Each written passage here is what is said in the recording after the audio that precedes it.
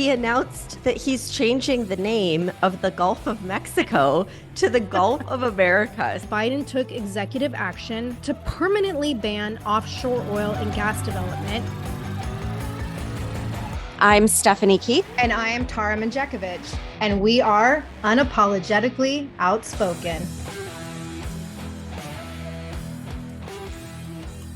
Hey, everybody. Happy Wednesday for anyone who's watching on YouTube or Rumble. It's kind of funny because Stephanie and I are both in like zip up sweaters today. And I was very surprised to hear that it's like in the 30s where you live in Florida. It is so cold, and I feel so bad because my son doesn't have like a winter coat because you only need it like 2 days out of the whole year. So I bundled him in like 4 layers at school yesterday because like these kids are not used to this weather. But yeah, it's in the 30s, and I feel like really worried that my trees aren't going to make it. I have like palm trees, a lemon tree, and I forgot to put a blanket over them. So hopefully they Okay. make it. Yeah, you mentioned that. I didn't know you were supposed to blanket palm trees when it got cold. Yeah, it's so funny. You'll drive down the street and see people will like put sheets over them. You're supposed to cover the base, like the roots, Okay. and but like some of the smaller trees, you'll like cover the whole tree because if it gets frozen outside, these tropical trees like aren't meant to withstand that and they'll die. So, I had no idea. It's yeah, interesting. I Well, since we agree. had our interview episode air on Monday, we missed a lot of what happened over the last few days. And I swear, like, even when we do our typical Monday, Wednesday, Friday recording, there's so much shit going on that it's hard to keep up. And so let's just kind of dive into everything that's been going on this week. So, first of all, Trump was certified by Congress on Monday. And I was very surprised that there was not a single objection. None of the Democrats challenged the results. It was the total, like, peaceful transition of power that Biden and Kamala have been preaching after making their, 180-degree change in the Trump is Hitler rhetoric.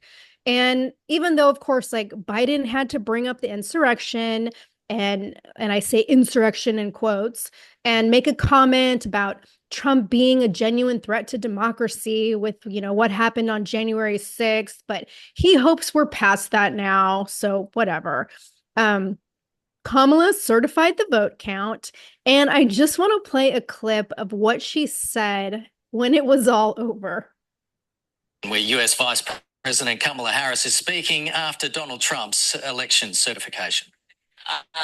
And it was about what should be the norm and what the American people should be able to take for granted, which is that one of the most important pillars of our democracy is that there will be a peaceful transfer of power. And today I did what I have done my entire career, which is take seriously the oath that I have taken many times to support and defend the Constitution of the United States, which included today performing my constitutional duties to ensure that the people of America, the voters of America, will have their votes counted, that those votes matter, and that they will determine then the outcome of an election. I do believe very strongly that America's democracy is only as strong as our willingness to fight for it. Every single person, their willingness to fight for and respect the importance of our democracy.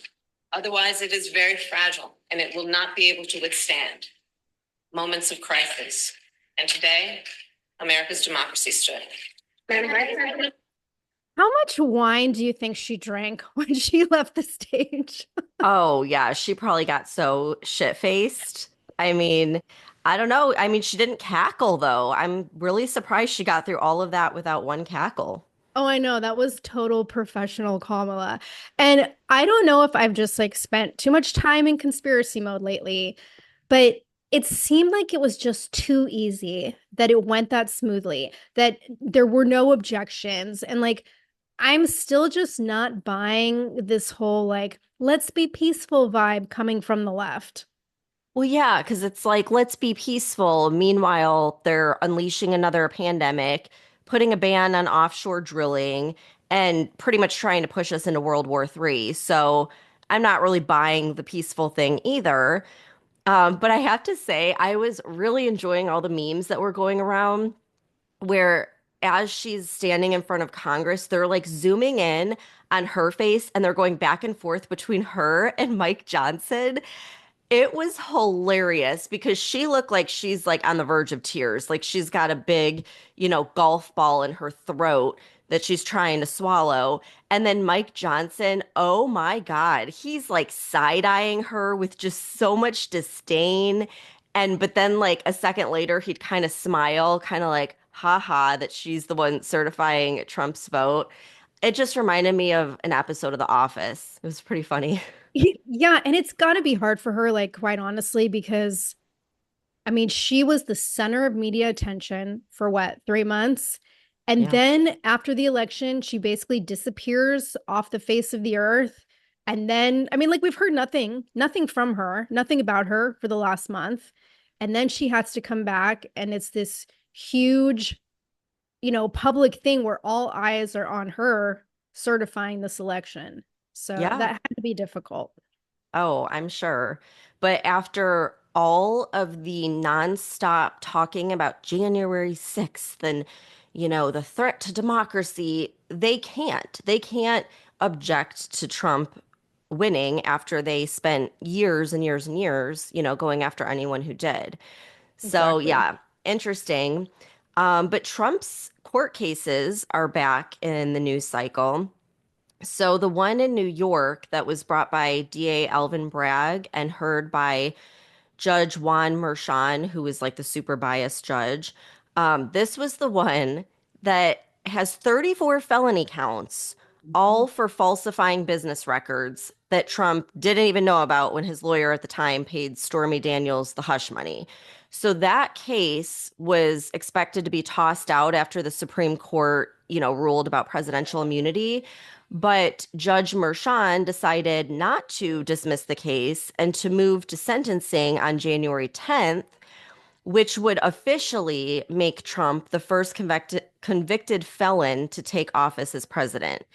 But on the flip side, Merchan pretty much said he's not going to sentence him to like any fines, any probation, or any prison time.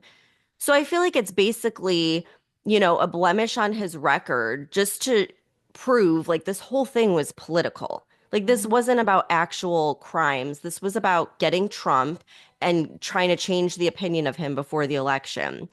And so Trump's lawyers said in their suit, Justice Merchan's erroneous decisions threaten the institution of the presidency and run squarely against established precedent, disallowing any criminal process against the president-elect, as well as prohibiting the use of evidence of a president's official acts against him in a criminal proceeding.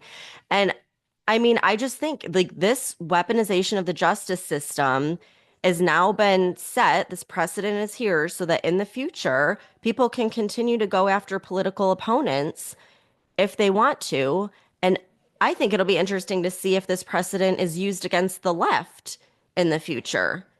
Yeah, I wouldn't be surprised. And I did read that Trump's lawyers are still trying to challenge Merchan's refusal to dismiss the case, and they filed appeals paperwork on Monday.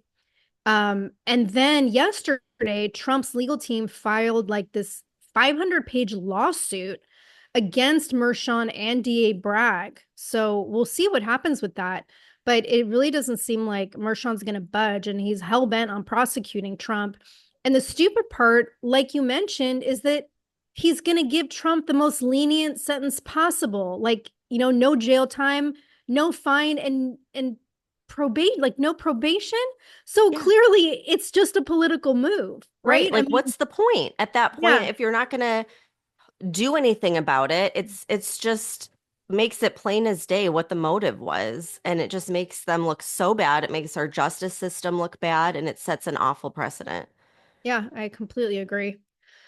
So, in other news, on Monday, Canadian Prime Minister Justin Trudeau resigned after 9 years of being in office.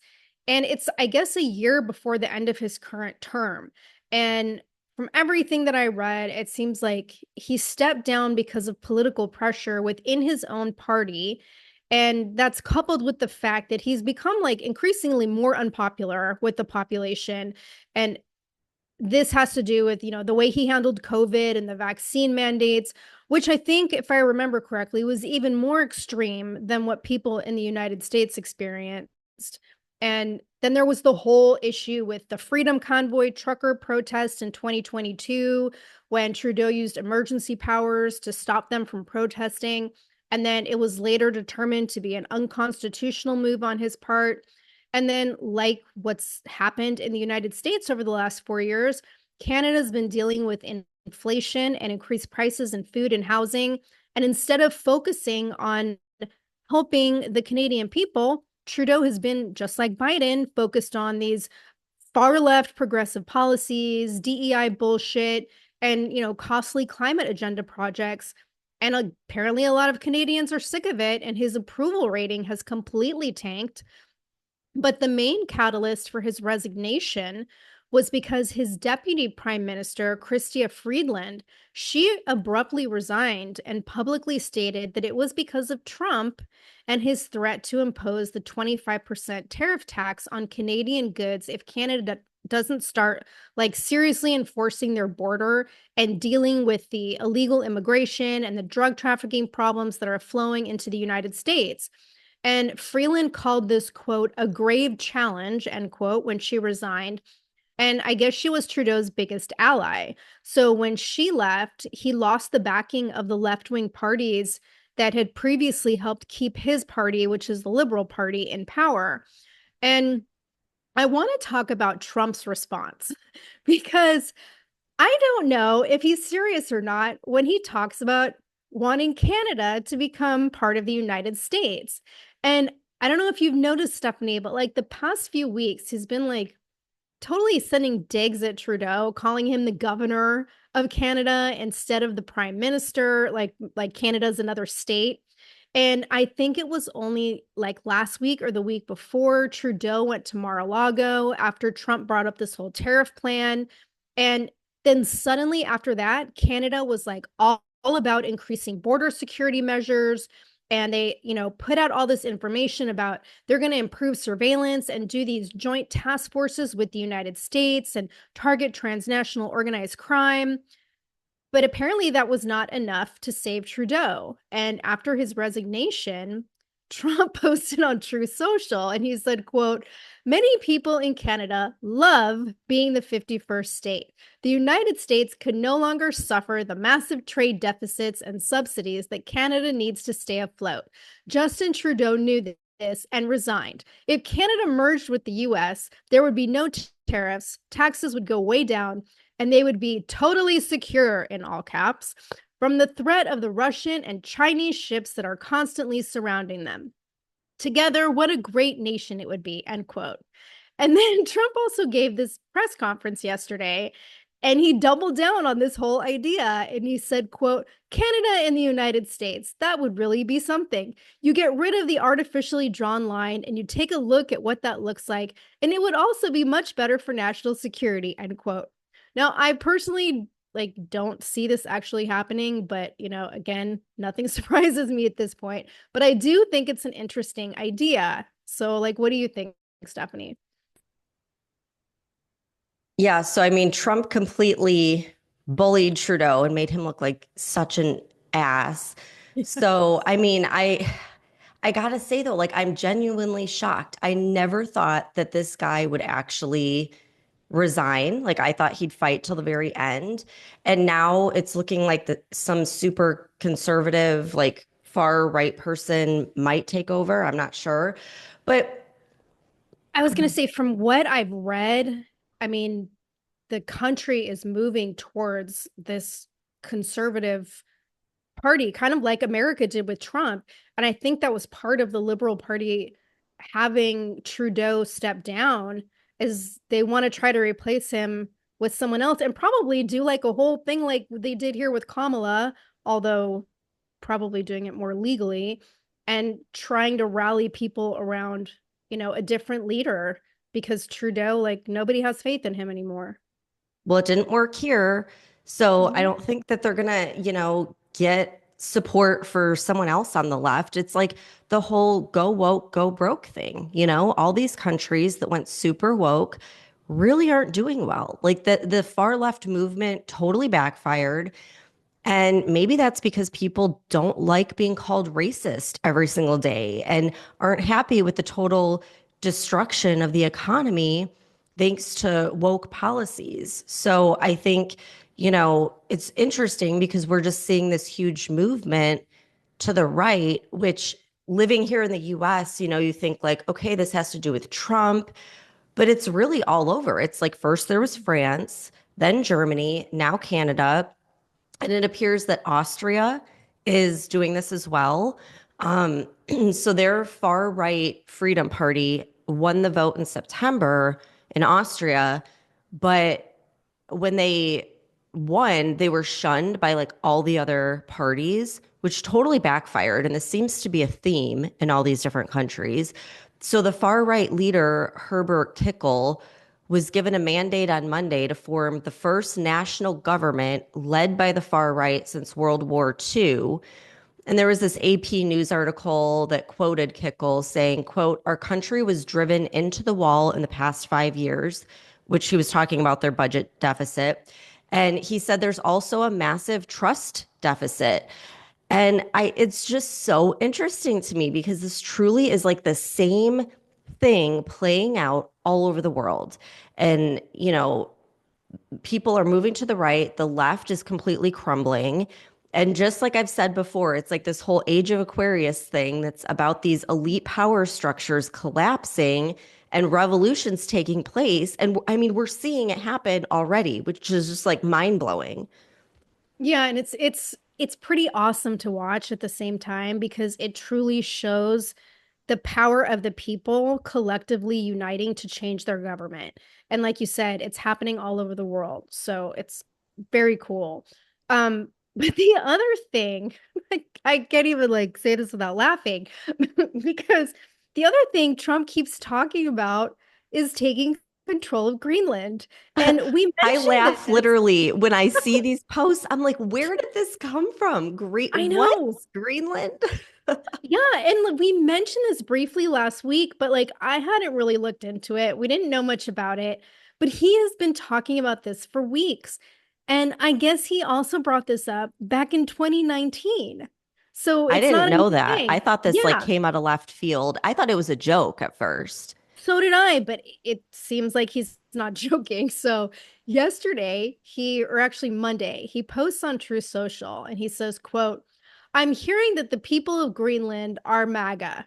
My son, Don Jr., and various representatives will be traveling there to visit some of the most magnificent areas and sites.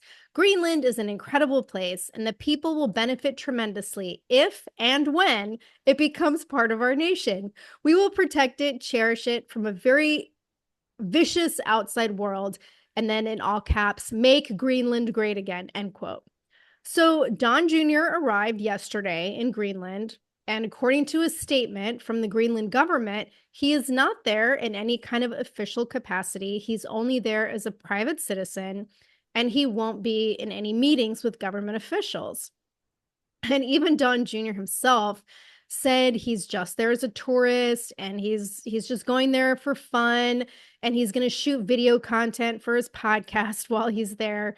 But then after he landed, Trump makes another Truth Social post, and he's talking about how Greenland needs security and safety and peace, and he says, quote, "This is a deal that must happen. MAGA, make Greenland great again," end quote. So why does Trump keep talking about taking over Greenland? And like last month, he posted on Truth Social when he first started talking about this, and he was saying it's for national security and freedom. And then he reiterated this again last night at that press conference where he was saying it's all about protecting the free world. So Greenland is a Danish territory, and Forbes just did an article about Greenland yesterday. And in the article, they were talking about when Trump was saying he wanted to buy Greenland back in 2019, he was referring to it as like a strategic real estate deal. And apparently, he is not the first president to suggest buying Greenland, because Harry Truman offered Denmark $1 million in gold in 1946 to buy Greenland during the Cold War, because Greenland sits between the US and what was the Soviet Union at that time. And it was viewed as a potential battleground location, but the Danish government refused to sell it. And apparently, Greenland is home to the Pitifik space base. And it's become an important player from like a geopolitical standpoint, because as the ice has been melting in the Arctic Circle over the last few years, it's opened new North Atlantic shipping lanes. And reportedly, Russia and China are interested in these shipping lanes. And then Greenland is also supposed to be like this wealth of untapped mineral resources. There's supposed to be coal, zinc, copper, iron ore, diamonds, and oil. And at this point, there's only a fraction of the island that's even been explored, because the weather conditions there are so harsh. So it's thought that like there are resources beyond what we even know about. And Greenland has technically been part of Denmark since the 1700s, but recently government leaders in Greenland have been pushing for full independence. And the prime minister of Greenland made it clear last month, when Trump started talking about all this. He was saying Greenland is not for sale and it will never be for sale. Yeah, I heard that on New Year's Eve, the prime minister called for Greenland's like independence. Mhm. And so I was trying to look up, different perspectives on this. And a lot of people were saying, and there were a lot of articles that were saying, with Trump bringing this whole thing up about buying Greenland, the people of Greenland are like simply just using this as like an opportunity to gain independence from Denmark, but that they don't really want to become part of the US. But at the same time, like look at Canada and France and everything else. Like, of course, the people in the government that are in power don't want to lose their jobs and power by becoming part of the United States. So they're not on board. But what I'm wondering is like, what do the people of Greenland think? Is it just like Canada and, all these places where they've moved more right as well, and they would love to jump on this movement? Like, that's what I'm unclear about. Well, from everything that I was reading, it sounds like even the political leaders in Greenland are still subject to rule from Denmark. So they're True. something Yeah. about their parliament and the decisions that they make, it's still really up to Denmark. So obviously, yeah, I would see why they want independence. And it sounds like Trump is encouraging it, because in that press conference yesterday, he threatened to put tariffs on Denmark. And he said, quote, at a very high level, end quote, if Copenhagen like intervened with Greenland trying to become independent. So I don't know how serious he is. And like, I don't see Greenland becoming a territory of the US, just like I don't see Canada becoming a territory of the US. But I'm just so fascinated by all of this shit that Trump says.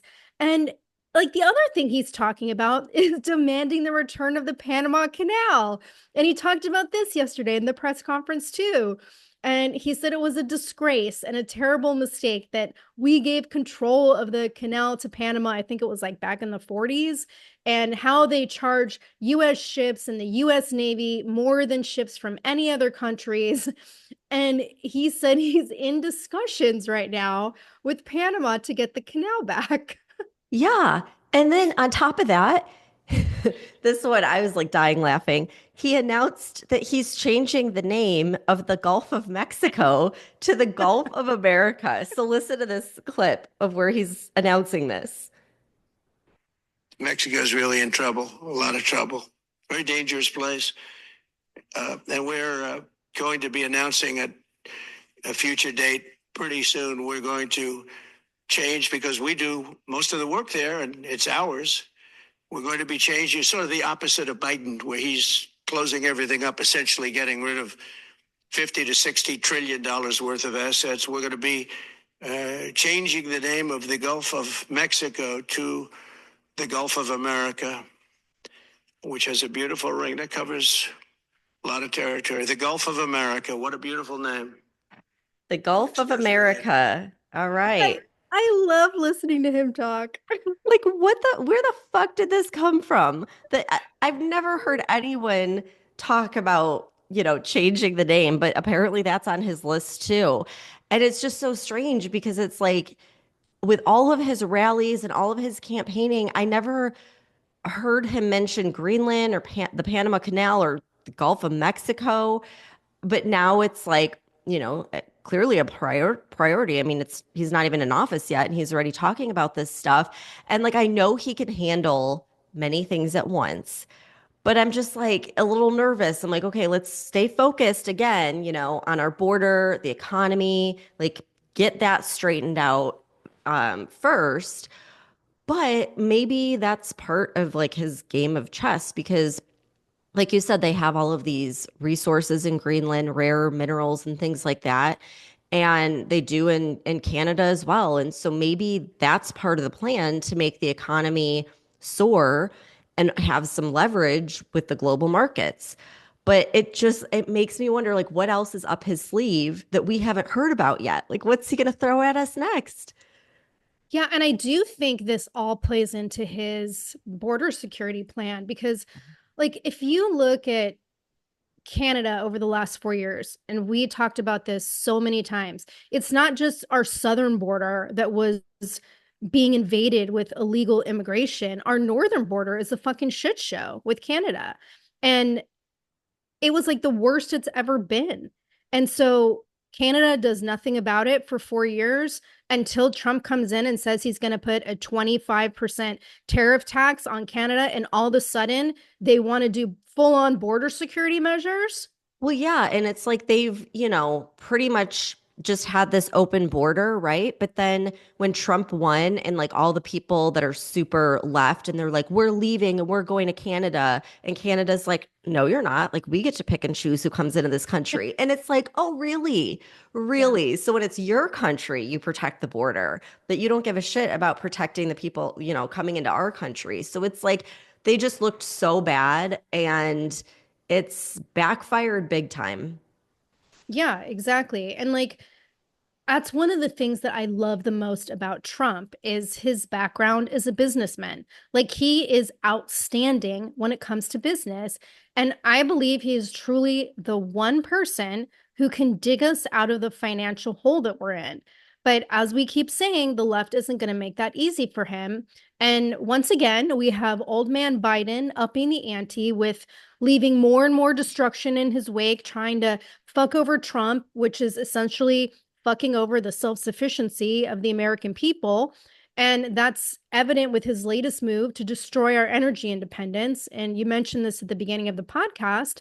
But on Monday, Biden took executive action to permanently ban offshore oil and gas development in over 625 million acres of U.S. ocean in the Atlantic and the Pacific.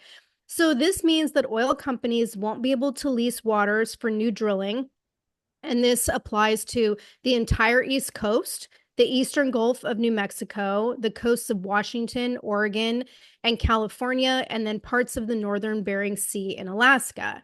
And Biden invoked the 1953 Outer Continental Shelf Lands Act. And this means that Trump is going to be limited on what he can do to reverse this executive action. So according to Biden, he said, quote, my decision reflects what coastal communities, businesses, and beachgoers have known for a long time. The drilling off these coasts could cause irreversible damage to places we hold dear and is unnecessary to meet our nation's energy needs. It is not worth the risk. We do not need to choose between protecting the environment and growing our economy, or between keeping our ocean healthy, our coastlines resilient, and the food they produce secure and keeping energy prices low. Those are false choices, end quote. So my question is, it's okay to put fucking gigantic wind farms in the ocean that kill off entire populations of birds and fish and whales. Like that's okay. But oil drilling isn't okay because that's the risk to nature. Yeah, that's exactly what I was thinking. And like, oh, chemtrails are okay and all this weather manipulation. But yeah, no, you can't drill. Like it's absolute BS. And I'm sorry, but they said, even the left said that this man is not mentally capable to run another term. But then in his last few days in office, he can make a permanent decision that affects us in so many ways. Like, how is that being allowed? I just don't understand.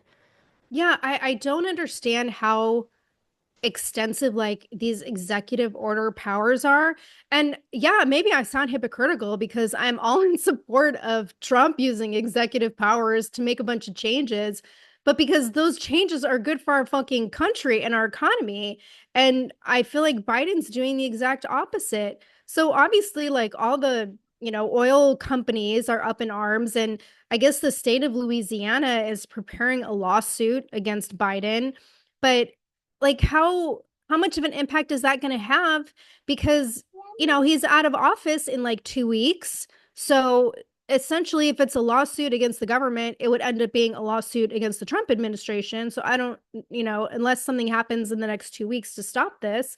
But in typical like Trump style, he posted about this move on Truth Social, and he said, quote, Biden is doing everything possible to make the transition as difficult as possible, from lawfare such as has never been seen before to costly and ridiculous executive orders on the Green New scam and other money-wasting hoaxes. Fear not, these, quote, orders will all be terminated shortly, and we will become a nation of common sense and strength, end quote. And then also at this press conference yesterday, he said he's going to reverse this executive order immediately. And, he reiterated the drill, baby, drill concept and talked about how we're going to be drilling in a bunch of other locations and energy costs are going to come down. And then that's going to bring like inflation down. So I don't know. We'll see what happens. Well, it's just crazy, but that's not the only thing that old man Biden's up to. Did you see that he awarded the Presidential Medal of Honor to Liz Cheney and George Soros? Like, the evil of all the evils. It's like the elites are all sticking together, and now there's like all these memes going around where it's showing Biden like presenting the medal to like the devil. It was Oh, basically yeah. George Soros. Yeah, I saw this and I almost threw up because it is such a fucking sham. Yeah, it's absolutely ridiculous. And it just shows, like, if anyone has any question about who's, in with like all the evil elites of the world, I think that answers it. But completely switching gears, so much has happened since we talked about that alleged terror attack or the terror attacks in New Orleans and Las Vegas. And so the first kind of like bombshell thing that was making its way around the internet was from the Sean Ryan show, where this guy named Sam Shoemate said that the Las Vegas suspect sent him his manifesto via email. So I'm going to play the clip where he reads it out loud on the Sean Ryan show.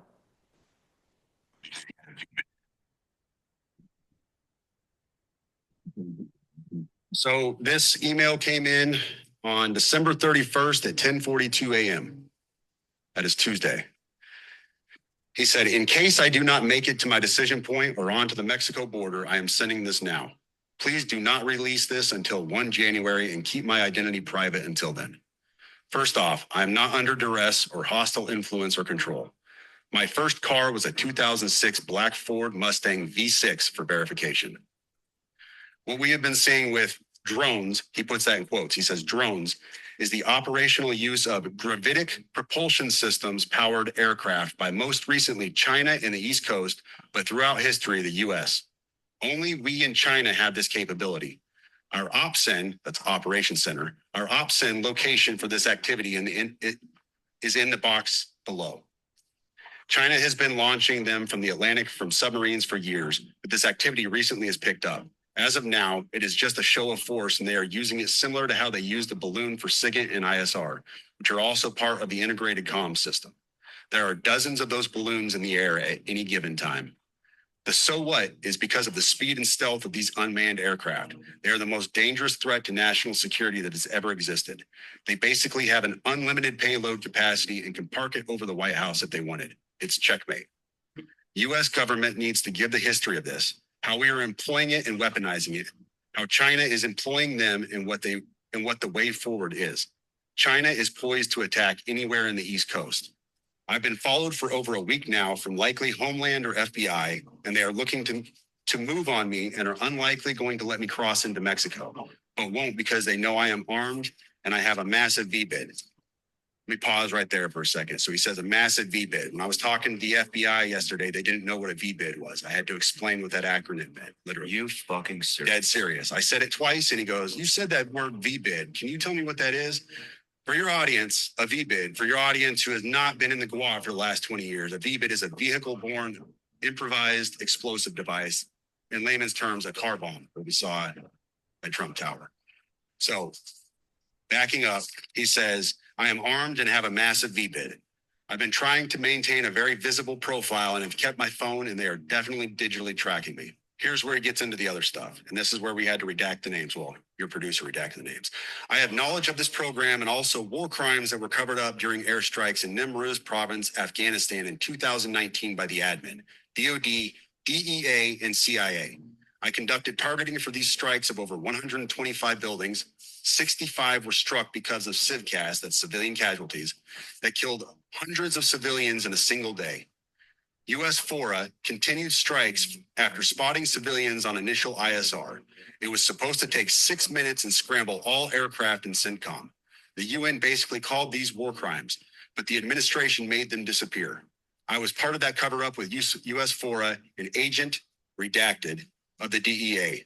So I don't know if my abduction attempt is related to either. I worked with redacted IO staff on this as well as the response to Bala Murgal. Redacted commander at the time, redacted can validate this. You need to elevate this to the media so we avoid a world war because this is a mutually assured destruction situation. And he says, for vetting, my LinkedIn is Matt Berg or Matthew Livelsberger, an active duty 18 Zulu out of 110, with 1st Battalion 10th Special Forces Group. My profile is public. I have an active TSSCI with UAP, USAP access. What is USAP? Do you know what that is? I don't know what it is. But I checked his credential. Okay. So when I first heard this, I felt like there were multiple red flags. Like one was that, this guy is alleging war crimes in 2019 when Trump was in office. And it just like immediately what came to mind is how many times have we said the military industrial complex will do anything to stop Trump from taking back power?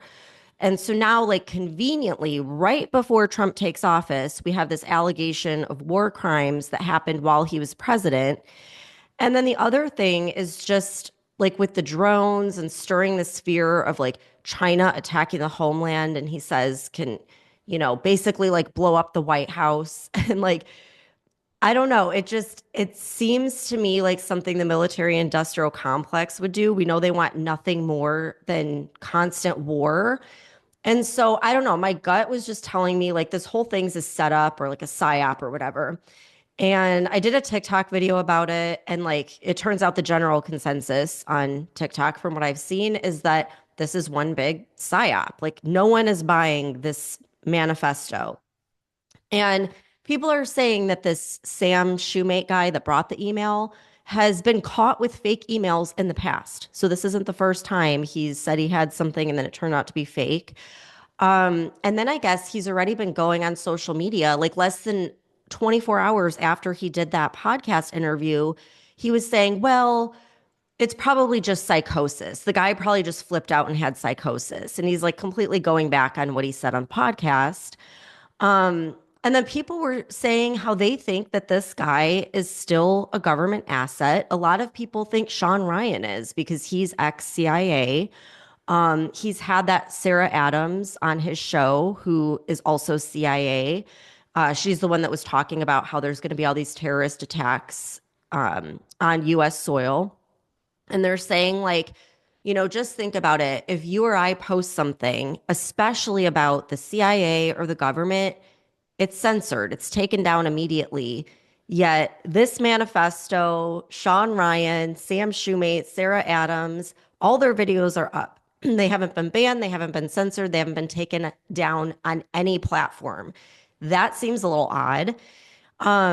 So just multiple red flags, and people are saying, once CIA, always CIA. Like the CIA wouldn't let them just go and share this information with the world if they didn't want them to share this information with the world. And so it just, my conspiracy brain starts thinking about how, like, we know that the CIA has used funds in Hollywood to make movies, to, sort of shift the narrative, not just here, but all over the world. So wouldn't it make sense that now that people are shifting away from watching the news and movies, that they would have assets that are like influencers and podcasters? And so I don't really know what to think about Sean Ryan. I really like him. I like his podcast. I feel like he's genuine in what he talks about, but I definitely don't trust this Sam guy or this manifesto. And it's just like, how convenient is it that with that Nashville school shooting, the manifesto was hidden for what, like a year, maybe more? And this manifesto from the Las Vegas shooter is all over the internet, not censored anywhere. And then you have that Luigi Mangione's manifesto. That's the guy who allegedly shot the CEO in New York. That's all over the place, not getting censored. I think that's strange. They censor freaking everything, but these manifestos are just conveniently all over the place that hold major allegations about the US with war crimes and then China, you know, gearing up within the United States to start World War III. And it's being shared and not taken down. That's a big red flag to me. Yeah, because it's not consistent with how they normally treat this kind of thing. Yep. And like the things that have been coming out in this manifesto, email, whatever you want to call it, they're all very questionable. And if it's true, it's really fucking disturbing. And I was listening to Glenn Beck the other day, his show on Monday. He was talking about the suspect Lievelberger's claims about these gravitic propulsion systems. And he was talking about how, these are aircraft that can manipulate gravity. And this concept basically defies everything that we currently know about physics. And that for this type of aircraft to exist, like it doesn't have a combustion engine, it doesn't use jet fuel, there's no sound barrier. It's just this, he called it a seamless, silent motion at unimaginable speeds. And then again, it has the ability to carry undetectable payloads. So, this is the kind of technology that makes radar and heat signatures and conventional missile defense systems like completely obsolete. And then, according to Liebelsberger, the US and China are already operationally using these aircraft, and that this is what we're seeing with the whole drone thing. So, Glenn brings up an interesting point about what Liebelsberger was, allegedly, like, whether he is a legitimate whistleblower or he's suffering from PTSD or mental illness or he was part of a government psyop, like, regardless of any of those factors, this is some scary shit if anything that he said is true. But Glenn, in this clip I'm going to play, he basically reminds us who has the power. So I want to play this clip from his show on Monday. But let's return here just for a second to the gravitic propulsion technology. If it's real and China is actively using it, we're not talking about a military advantage. We're talking about a shift in the balance of power so profound that it will destabilize the entire world. Remember the Cold War? Mutually assured destruction? That's the balance, very delicate, that kept the world from annihilating itself. This technology in the wrong hands, or even the right hands, obliterates the balance unless we have it as well. It introduces a new kind of stealth, warfare where speed, stealth, and payload capacity make any conventional deterrence absolutely worthless. Now, if China has this technology, should we have been told? Why haven't we been informed? Well, the whistleblower said that it's because the U.S. government has its own gravitic system and it doesn't want to admit it. So what was his message? His plea, which I don't ever go into manifests and uphold somebody, and I'm not upholding him and his message and saying that his message is true, except for this part. He was calling for transparency, demanding that the American people be told the truth about all of these programs and their implications. He said that secrecy only increases the risk of catastrophic conflict, one that could escalate into global war. I heard another one this weekend. Did you see that we were already sending war machinery over to Ukraine before Ukraine was invaded by Russia? Why didn't we know that? What was the real intent? What is the real intent there? So where does this leave us? Well, sunlight is the best disinfectant, and sunlight is coming with Donald Trump. If these technologies exist, if they're being deployed over our cities, we need to know it. Secrecy breeds corruption. Corruption leads to decisions that harm us all. This is nothing more than a wake-up call. It's a warning about the unchecked power, the risks of advanced technology, the moral cost of operating in the shadows. Whether you believe any of it or none of it, the core truth remains. We must demand accountability, transparency, and a return to the principles that made this country great. The stakes couldn't be higher. God intervened. I really, truly believe this in the last election. Now it's up to us. What are we going to do with the time that we've been given? This is the time to turn the corner and ask the hard questions and hold our leaders accountable. Let's pray that the whistleblower was wrong. But let's prepare to help this new Trump administration keep its promises. He's going to need us, very vocal, to demand answers. You want answers to this?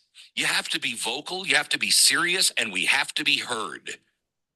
You want the truth on January 6th? The COVID virus, its cover-up, Fauci, the pharmaceutical companies, the food companies. You want trials and people who did criminal things to be tried fairly, and if they're found guilty, go to jail? How about the sex crime industry, the Diddy parties, Epstein? Do you want answers on that? These people are powerful. They are the most powerful people, perhaps in the history of all mankind. They're not going to go silently into the dark. They are not going to give up without a fight. We must all resolve today, on January 6, 25, that transparency is number one. Remember, Trump said they weren't trying to kill him because they were afraid of him. He told us over and over again, he was just in the way of them getting to us. They are afraid of us. That is the way the founders intended it to be. So now, beginning January 20th, it is our time to hold them accountable.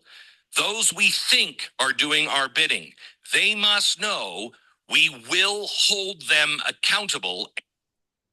And I fucking hope we do hold them accountable. But I completely agree with him that it's up to us to not let this shit go. Like when people have conveniently forgotten about COVID and we're not holding anybody accountable and we just want to move past it and move forward. I mean, that's great in theory, but if you move forward and no one's ever held accountable, nothing fucking changes.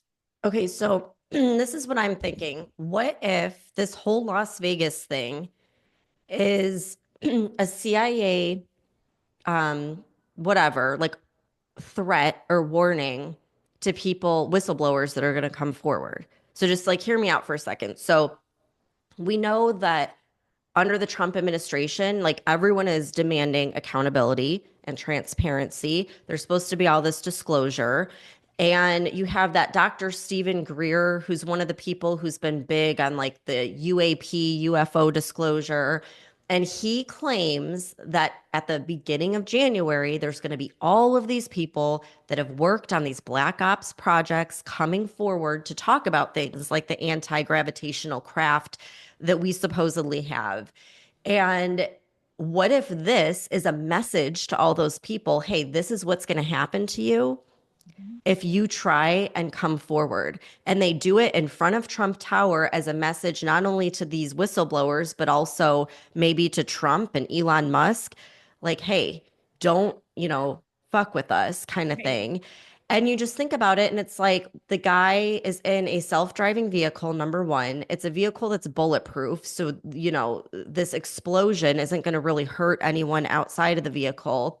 The body is burned so badly that they can't identify it. The DNA doesn't match this guy's son, but conveniently, his IDs, all of his IDs in the vehicle are, you could read them. They're legible. Those didn't burn. Like the whole thing just seems odd. And so I'm thinking like maybe this was some CIA or whatever operation to send a message to all these alleged whistleblowers that are supposed to come forward and say, hey, you better think twice because this is what will happen to you. Right. And they said, he shot himself in the head. Did he? Right. We don't, yeah. How do we know that? And his Right. body was burned so badly. And then the weapon he used, like, isn't a weapon you would normally use for something like that. Like, just so many things don't make sense. Yeah, I know. And then I want to bring up something with the New Orleans attack as well, because I guess the FBI kept saying he was not on the terror watch list. Excuse me. But it turns out that they requested travel records for this guy Jabbar the day before the attack. Is that not strange? Very strange. You know what else is strange with that? The day after the attack happened, the FBI allowed this basically like an influencer to go in the house and do a whole video and post it on the internet. And like in the house, you could see the house has been turned upside down, but conveniently, like his bookshelf that has all of his religious text is like perfectly set up and intact. And like his little bomb making station is intact. It's like so obvious it's set up. And I mean, you being in law enforcement, when the hell would they ever let someone in the Never. scene of a crime? Never. Yeah. So it's Especially not an like, influencer. Come on. right. Yeah, I and then mean, they come also, on. the FBI also released footage of this guy like months before the attack, that he was like in New Orleans in the French Quarter wearing those Meta smart glasses, and he was like surveying the French Quarter. So all this stuff is coming out after the fact, and you're going to tell me they didn't know anything beforehand? Like, I called total bullshit on that. Not to mention the last episode we did on it and all of those things, like they both were at Fort Bragg that has the psychological unit and they were both Army and like neither one of them had a record, like all these different things. It's just very suspicious to say the least. Yeah, 100%. So I don't know. I'm sure more will come out and we'll see what that is. But in the spirit of like trying to end on a positive note, if you guys didn't see, Mark Zuckerberg announced earlier this week that he's getting rid of fact checkers on Facebook and Instagram, and he's going to be replacing them with community notes like what they do on X. And he flat out admitted that fact checkers have been too politically biased. And he said they've destroyed more trust than they've created, especially in the United States. And he said, quote, "We're going to simplify our content policies and get rid of a bunch of restrictions on topics like immigration and gender that are just out of touch with mainstream discourse. What started as a movement to be more inclusive has increasingly been used to shut down opinions and shut out people with different ideas, and it's gone too far. We've got a real opportunity now. We've got a new administration coming in who are big defenders of free expression, and that makes a difference. One of the things we've experienced is that when you have a US president an administration that's pushing for censorship, it just makes it open season for other governments around the world that don't even have protections of the First Amendment to really put pressure on US companies. We're going to work with President Trump to push back on that kind of thing around the world, end quote. And he's adding UFC CEO Dana White to the Meta board of directors. And Dana White is a very outspoken and unapologetic voice for freedom. So I think this is going to be very interesting. I think when he went to visit Trump at Mar-a-Lago, Trump pretty much told him, this is what you're going to do unless you want to like be held accountable for all of the censorship. Because he was pretty much admitting, like flat out admitting, yeah, they censored people. And yeah, they did infringe on First Amendment rights. And, but now we're going to change. And it's like, oh, really? So what happens the next term if someone on the left gets in? Are you going to switch back to censorship and being like Marxist? You know what I mean? It's just interesting. And then he was talking about politics and saying how, they went away from political content on their platforms. But now they see that people want political content. So now they're going to be favoring political content. And it's like, but okay. They didn't go away from political content. They went away from right-wing political content. Exactly. And during the election season, when people should have been informed about politics, then they conveniently shadow ban it. But now that the election's over, now they'll bring political stuff back. It's like, are you kidding me right now? I mean, so many people want to see this little weasel like held accountable. And that's what I was just going to say. It all comes full circle to the accountability issue, because while I think this is a positive thing that he's getting rid of the fact checkers, it's too easy to say like, "Oh, I'm sorry, my bad," when you've fucking ruined millions of people's lives. Yeah. So there has to be some accountability, and I just like I don't have faith that it's going to happen. Like, let's just think about this with COVID, for example. They knowingly and actively censored information that could have helped people keep people healthy. And they pushed information that now we see is actually harming people years later.